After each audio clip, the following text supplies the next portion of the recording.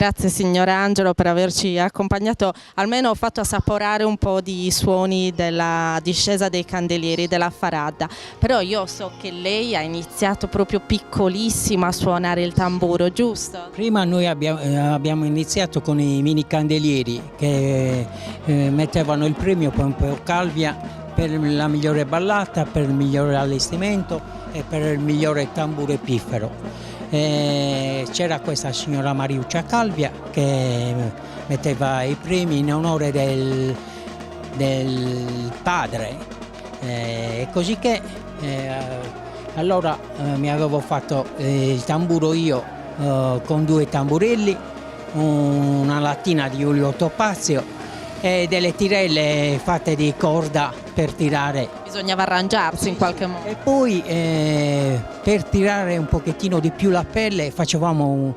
un fuoco di carta che la pelle si tirava un po' e si sentiva molto di più. Oggi lei ha trasmesso questa passione anche ai suoi figli, anche alle sue figlie femmine. Sì, che... Io ho 3 figlie femmine, ma ci sono tutte e 3 che suonano il tamburo. Addirittura c'è Monica che ha fatto 2 discese di candelieri insieme a me con i viandanti. Senta, ma adesso non li fa più con la lattina dell'olio topazio? Adesso già dal 67 li faccio io i tamburi. Li avevo già fatti perché qua a Sassari c'erano pochi tamburinaggi, c'era la buonanima di zio Capai che era uno che abitava vicino a casa nostra che poi mi aveva insegnato come suonare, sempre a orecchio, però ci aveva date le vie lui.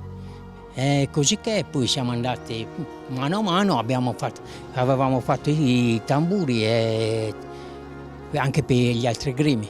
Quali sono i materiali utilizzati oggi per costruire un tamburo? Allora ci vuole la cassa, poi ci vuole una pelle di capra e una di capretto sorto, più le corde e le tirelle. Però qua dove si suona ci sono 2 pelli, tutte e 2 di capra e dietro il capretto. E poi c'è tutta la mano, questi cerchi si fanno. Quanto tempo le occorre per costruirne uno?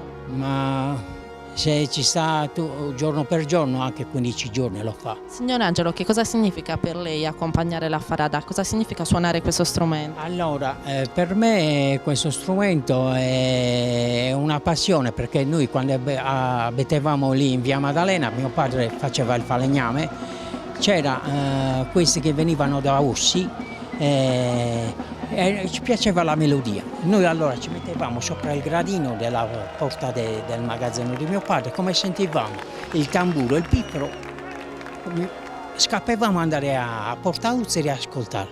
E lì ci è venuta la passione e poi ce ne siamo entrati anche nel gremio dei viandanti, ci sono quasi 45 anni. Che meraviglia, senta, ci vuole accompagnare? Sì, ancora con qualche passo con il suono del suo tamburo? Sì, senza ombra di dubbio. Andiamo?